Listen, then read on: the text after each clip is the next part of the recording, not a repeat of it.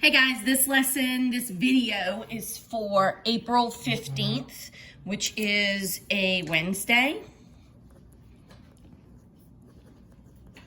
And today is the day that we're going to talk about point slope form. And remember, this is a great thing that you need to have in your toolbox in case you need to quickly get a point and some slope into an equation of the line. Whether that means you got to graph it or get it in a standard form easily. If you look in the packet, it talks about how when you get into calculus class, point slope is used when you write an equation of a line that's tangent to a curve. And so there's other implications as to when you'll see this. So I didn't want you to go to high school without ever having done point slope. So what is point slope? Well, it's another form of the equation of the line, and it basically uses the slope formula to help you write an equation quickly. And it is really good for whenever they give you a point and slope. We've been given that before, and I just taught you to go in and do the math without having this formula. And that's on me. It wasn't in the curriculum, so I didn't think about it. But I want to make sure that you can see the implications now. So here it is in this box. This is the formula. The hard thing about it is you got to remember it. They're not going to give it to you. It's something you're going to go, oh, I can use point slope, and here's my pieces. So if you notice what it is, it's y minus y1, which is in the coordinate, equals m, which is our slope, x minus x1, which is the coordinate. So if I'm marking this, this would be in the coordinate. That would be the y coordinate. The m would be the slope that's given, and then the x1 would be the x coordinate. Okay, so this is all it is. It's just a quick little formula for you to use. So if you look at the first example, it says write an equation of the line. They give you the slope, which is 1/2. And it passes through the point 2, 5. Well, if you want to use our strategy where you mark it, like this is x1 and this would be y1, now you know how to plug it in. So I'm going to go down to the bottom and I'm going to write it. So my formula is y minus, and I'm going to take the y coordinate, which is 5, equals the m, which was 1/2, and then put in parentheses, and I'm going to put x minus the x1, which is 2. There it is in point slope. Now, you can't graph. You can't graph from that. So what you need to do then is distribute everything out, and you get y equals mx plus b.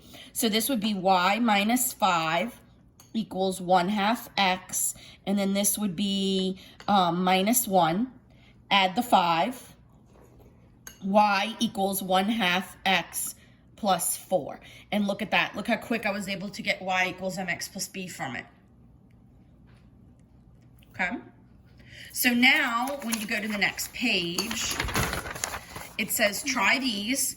So you're going to go ahead and you're going to write an equation line given the point and the slope. So if you want, at the top of your paper, you might want to write the formula so that you don't forget it. Now, I'm going to caution you that since this is negative, if you plug in a negative y or a negative x, this symbol is going to become positive because 2 negatives will make a positive. And we should see one of those examples in here.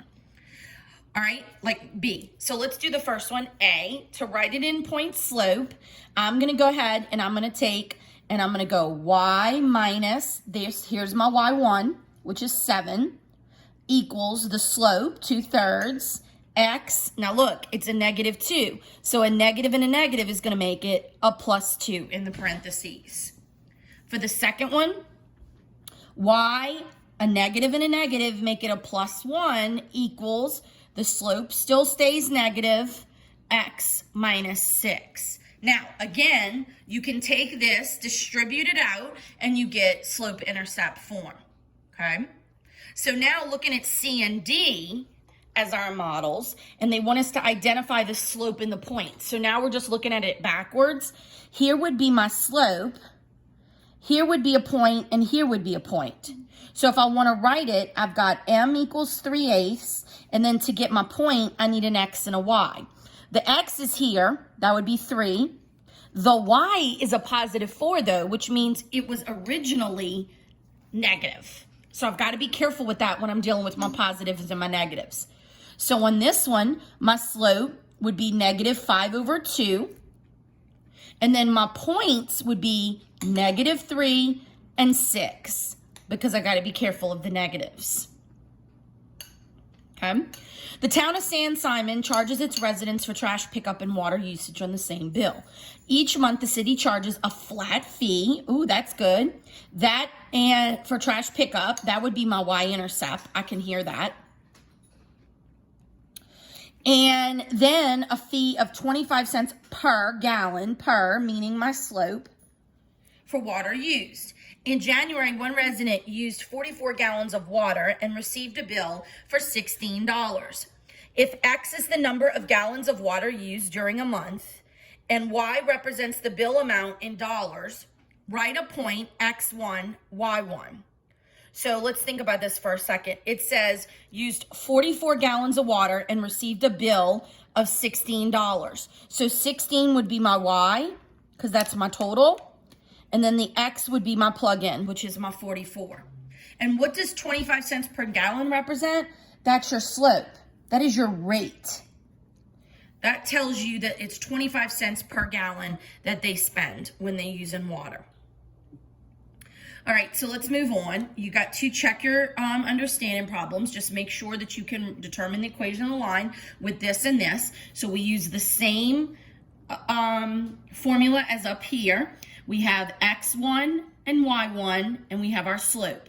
So it's going to be y minus 125 equals negative 18, x minus 86, and that should be the correct one. And then you can practice writing this equation as well for number 6. So when you turn the page, it gives us a real life example of it. Jamelia and Ryan were asked to write the equation, the line, through the following points. So in this situation, you're given 6, 4 and 3, 5, 2 points. Both Jamelia and Ryan determined that the slope was negative 1/3, so they give you the slope. Jamelia wrote the equation of the line as this, and Ryan wrote it as this. It says, rewrite each student's equation in slope-intercept form and compare the results. So you're going to take the first equation, and you're going to distribute that one out. And then you're going to take the second equation, and you're going to distribute that one out. Okay, so this is my first one.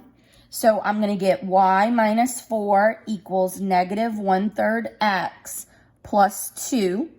And then I'm going to move my 4 over. Y equals negative 1/3 x plus 6. That would be the first equation in slope-intercept. And then for the second one, y minus 5 equals negative 1/3 x plus 1. Add the 5, add the 5. Y equals negative 1/3 x plus 6. So what did we just notice? They were both correct. Why is it that they're written different? Well, they use different coordinates. It doesn't matter which coordinate you use when you're using point slope. You just need to have the slope and a point. So if you notice, she used the 6, 4, he used the 3, 5. But when we work out the point slope, it still gives us the same slope-intercept equation. So who was correct? They were both correct. Your justification, of course, would be your work shown, and you would explain that it doesn't matter which point you use for the x and the y, as long as it's a point that's on the line. So it says, find the equation in point slope form of the line shown on this graph. So you know the pieces that we need. We need the slope, and we need a point on the graph. So here's a good point, and here's a good point. And once I have 2 points, I can easily find the slope. I'm going to do rise over run because I have a graph. 1, 2, 3, 4, 5 over 1. There's my slope.